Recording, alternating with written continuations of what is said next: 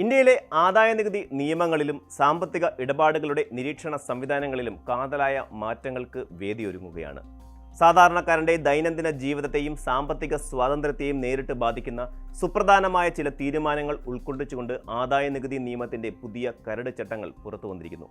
വരുന്ന ഏപ്രിൽ 1 മുതൽ പ്രാബല്യത്തിൽ വരുമെന്ന് പ്രതീക്ഷിക്കുന്ന ഈ മാറ്റങ്ങൾ യഥാർത്ഥത്തിൽ ചെറിയ ഇടപാടുകൾക്ക് പിന്നാലെ പോയി സമയം കളയുന്ന പഴയ രീതി ഉപേക്ഷിച്ച് സമ്പദ് വ്യവസ്ഥയിലെ വലിയ തിമിംഗലങ്ങളെ മാത്രം നിരീക്ഷിക്കുക എന്ന പുതിയ തന്ത്രത്തിലേക്കാണ് വിരൽ ചൂണ്ടുന്നത്. ന്യൂഡൽഹിയിൽ നിന്നും പുറത്തുവരുന്ന വിവരങ്ങൾ അനുസരിച്ച് 5 ലക്ഷം രൂപയ്ക്ക് മുകളിൽ വിലയുള്ള വാഹനങ്ങൾ വാങ്ങുമ്പോൾ മാത്രം പാൻ കാർഡ് വിവരങ്ങൾ നൽകിയാൽ മതിയാകും എന്നത് ഈ മാറ്റങ്ങളിൽ ഏറ്റവും ജനശ്രദ്ധയാകർഷിക്കുന്ന ഒന്നാണ്. എന്നാൽ ഇത് വെറുമൊരു വാഹന ഇടപാടിലെ ഇളവ് മാത്രമല്ല, മറിച്ച് ഇന്ത്യയുടെ നികുതി ഘടനയിൽ വരാനിരിക്കുന്ന വലിയൊരു പൊളിച്ചെഴുത്തിന്റെ തുടക്കം മാത്രമാണ്. കാലങ്ങളായി ഇന്ത്യൻ നികുതി ഘടനയിൽ നിലനിന്നിരുന്ന ഒരു പരാതിയായിരുന്നു അനാവശ്യമായ രേഖകളുടെ ആധിക്യം എന്നത്. ചെറിയൊരു തുകയുടെ ഇടപാടിന് പോലും പാൻ കാർഡ് ഉൾപ്പെടെയുള്ള രേഖകൾ സമർപ്പിക്കേണ്ടി വരുന്നത് സാധാരണക്കാരെ സംബന്ധിച്ചിടത്തോളം വലിയൊരു ബാധ്യതയായിരുന്നു. ഈ സാഹചര്യത്തിലാണ് ആദായനികുതി വകുപ്പ് പുതിയ കരട് ചട്ടങ്ങളുമായി രംഗത്തെത്തുന്നത്. നിലവിൽ 511 ചട്ടങ്ങളും 399 ഫോമുകളുമാണ് ആദായനികുതി വകുപ്പിന്റെ നടപടിക്രമങ്ങളുടെ ഭാഗമായി നിലവിലുള്ളത്. എന്നാൽ പുതിയ മാറ്റങ്ങൾ നടപ്പിലാകുന്നതോടെ ഇത് 333 ചട്ടങ്ങളും 190 ഫോമുകളുമായി ചുരുങ്ങും എന്നത് ഭരണരംഗത്തെ സുതാര്യതയും വേഗതയും വർദ്ധിപ്പിക്കാൻ സഹായിക്കും. മാർച്ച് ആദ്യവാരത്തോടെ ഇതിന്റെ അന്തിമ വിജ്ഞാപനം ഇറങ്ങുമെന്നാണ് പ്രതീക്ഷിക്കുന്നത്. ഈ മാറ്റങ്ങൾ ഓരോന്നും സാധാരണക്കാരന്റെ കീശയെയും സമയത്തെയും എങ്ങനെ സ്വാധീനിക്കുമെന്ന് നമുക്ക് വിശദമായൊന്ന് പരിശോധിക്കാം. ഏറ്റവും പ്രധാനപ്പെട്ട മാറ്റം വാഹന വിപണിയിലാണ് സംഭവിക്കുന്നത്.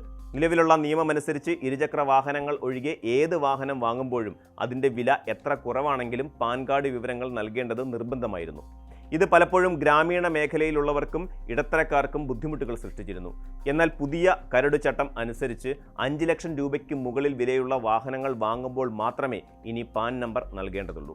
ഇതിൽ ഇരുചക്ര വാഹനങ്ങളെയും ഉൾപ്പെടുത്തിയിട്ടുണ്ട് എന്നത് ശ്രദ്ധേയമായ കാര്യമാണ്. അതായത് 5 ലക്ഷം രൂപയിൽ താഴെ വിലയുള്ള ഒരു ബൈക്കോ കാറോ വാങ്ങുന്ന സാധാരണക്കാരൻ ഇനി നികുതി വകുപ്പിന്റെ റഡാറിൽ വരില്ല.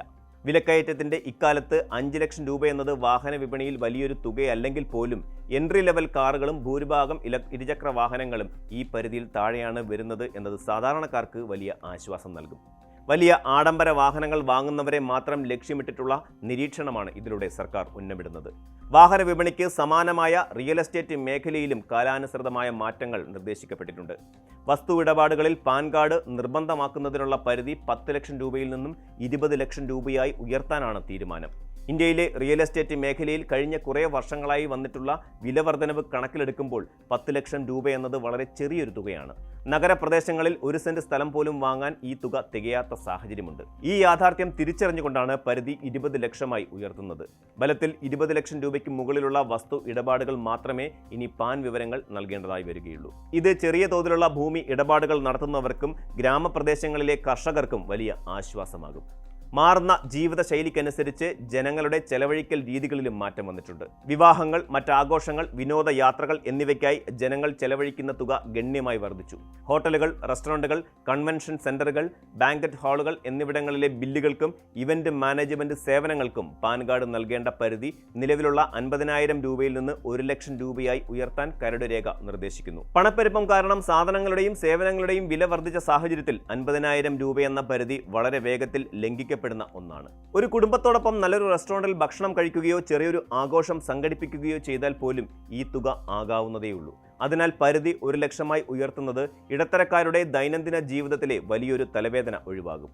ബാങ്കിംഗ് മേഖലയിലെ മാറ്റങ്ങളാണ് സാധാരണക്കാരായ വ്യാപാരികളെയും ബിസിനസ്സുകാരെയും ഏറ്റവും കൂടുതൽ സ്വാധീനിക്കാൻ പോകുന്നത്.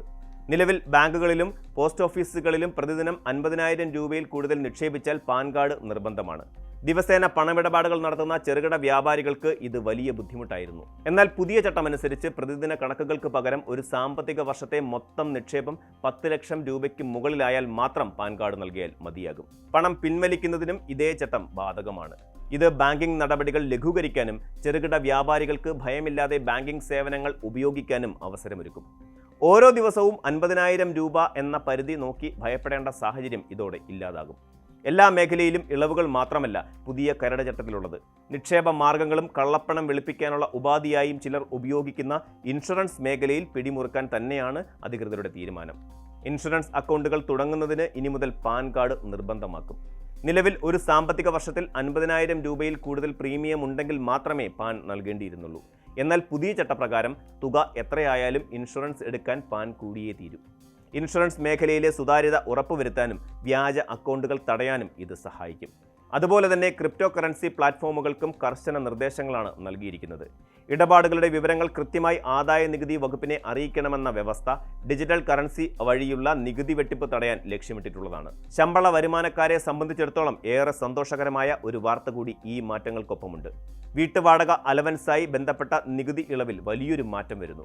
നിലവിൽ ഡൽഹി, മുംബൈ, കൊൽക്കത്ത, ചെന്നൈ എന്നീ മെട്രോ നഗരങ്ങളിൽ താമസിക്കുന്നവർക്ക് മാത്രമാണ് അടിസ്ഥാന ശമ്പളത്തിന്റെ 50% വരെ ഇളവ് ലഭിച്ചിരുന്നത്. ബംഗളൂരു, പൂനെ, ഹൈദരാബാദ് തുടങ്ങിയ IT ഹബ്ബുകളിൽ ജോലി ചെയ്യുന്നവർക്ക് ഉയർന്ന വാടക നൽകേണ്ടി വരുന്നുണ്ടെങ്കിലും 40% ഇളവ് മാത്രമേ ലഭിച്ചിരുന്നുള്ളൂ. പുതിയ കരട് ചട്ടത്തിൽ ബംഗളൂരു, പൂനെ, ഹൈദരാബാദ് എന്നീ നഗരങ്ങളെയും 50% ഇളവ് ലഭിക്കുന്ന പട്ടികയിൽ ഉൾപ്പെടുത്താൻ നിർദ്ദേശമുണ്ട്. വർഷങ്ങളായി ഈ നഗരങ്ങളിലെ ജീവനക്കാർ ഉന്നയിക്കുന്ന ആവശ്യത്തിനാണ് ഇതോടെ പരിഹാരമാകുന്നത്. ഈ നഗരങ്ങളിലെ ജീവിത ചെലവ് മെട്രോ നഗരങ്ങൾക്ക് തുല്യമായി ഉയർന്ന സാഹചര്യത്തിൽ ഇതൊരു നീതിപൂർവമായ ഇടപെടലായി കാണാം. എന്നിരുന്നാലും ചില മേഖലകളിൽ നിലവിലുള്ള പരിധികളിൽ മാറ്റം വരുത്തിയിട്ടില്ല എന്നതും ശ്രദ്ധേയമാണ്. മ്യൂച്വൽ ഫണ്ട് നിക്ഷേപം, റിസർവ് ബാങ്ക് ബോണ്ടുകൾ, കമ്പനി ബോണ്ടുകൾ, കടപ്പത്രങ്ങൾ എന്നിവയിൽ 50,000 രൂപയ്ക്ക് മുകളിലുള്ള ഇടപാടുകൾക്ക് പാൻ കാർഡ് തുടർന്നും നിർബന്ധമായിരിക്കും. എന്നിരുന്നാലും ചില മേഖലകളിൽ നിലവിലുള്ള പരിധികളിൽ മാറ്റം വരുത്തിയിട്ടില്ല എന്നതും ശ്രദ്ധേയമാണ്.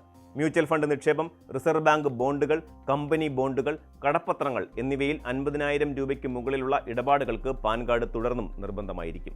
സഹകരണ ബാങ്കുകൾ, പോസ്റ്റ് ഓഫീസ്, നിധി കമ്പനികൾ, അതുപോലെ ബാങ്കിതര ധനകാര്യ സ്ഥാപനങ്ങൾ എന്നിവയിലെ ടേം ഡിപ്പോസിറ്റുകൾക്കും ഒരിടപാടിൽ 50,000 രൂപയോ അല്ലെങ്കിൽ ഒരു വർഷത്തിൽ മൊത്തം 5 ലക്ഷം രൂപയോ കടന്നാൽ പാൻ കാർഡ് നൽകണം. ലിസ്റ്റ് ചെയ്യപ്പെടാത്ത ഓഹരികളുടെ വിൽപ്പനയ്ക്ക് ഒരിടപാടിന് 1 ലക്ഷം രൂപയ്ക്ക് മുകളിലാണെങ്കിൽ പാൻ കാർഡ് ആവശ്യമാണ്.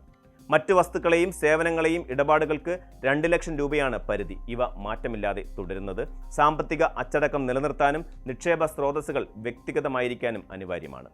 ചുരുക്കത്തിൽ ഏപ്രിൽ 1 മുതൽ പ്രാബല്യത്തിൽ വരാൻ പോകുന്ന ഈ മാറ്റങ്ങൾ ഇന്ത്യൻ നികുതി സമ്പ്രദായത്തെ കൂടുതൽ ജനകീയവും പ്രായോഗികവുമാക്കാൻ ലക്ഷ്യമിട്ടിട്ടുള്ളതാണ്. ചെറിയ ഇടപാടുകൾക്ക് പുറകെ പോയി സമയം കളയുന്നതിന് പകരം വലിയ സാമ്പത്തിക ഇടപാടുകളിൽ ശ്രദ്ധ കേന്ദ്രീകരിക്കുക വഴി നികുതി വെട്ടിപ്പ് തടയാനും അതേസമയം സാധാരണക്കാരുടെ ജീവിതം എളുപ്പമാക്കാനും സാധിക്കുമെന്നാണ് സർക്കാർ കണക്കുകൂട്ടുന്നത്. ബാങ്കിംഗ്, റിയൽ എസ്റ്റേറ്റ്, വാഹന വിപണി തുടങ്ങിയ മേഖലകളിൽ ഈ ഇളവുകൾ ഉണർവ് നൽകുമെന്നും പ്രതീക്ഷിക്കപ്പെടുന്നു. അനാവശ്യമായ ഭീതിയില്ലാതെ സുതാര്യമായി സാമ്പത്തിക ഇടപാടുകൾ നടത്താൻ പൗരന്മാരെ പ്രേരിപ്പിക്കുന്ന ഒരു മാറ്റമാണിതെന്ന് നിസ്സംശയം പറയാം. നിയമം ലഘൂകരിക്കുമ്പോഴും ഡിജിറ്റൽ ഇടപാടുകളിലും ഇൻഷുറൻസ് പോലെയുള്ള മേഖലകളിലും കാവൽ ശക്തമാക്കുന്നത് വരാനിരിക്കുന്ന ഒരു പുതിയ സാമ്പത്തിക സംസ്കാരത്തിന്റെ സൂചനയാണ് നൽകുന്നത്. കൂടുതൽ വാർത്തകൾക്ക് news 18 Keralam YouTube channel subscribe ചെയ്യുക.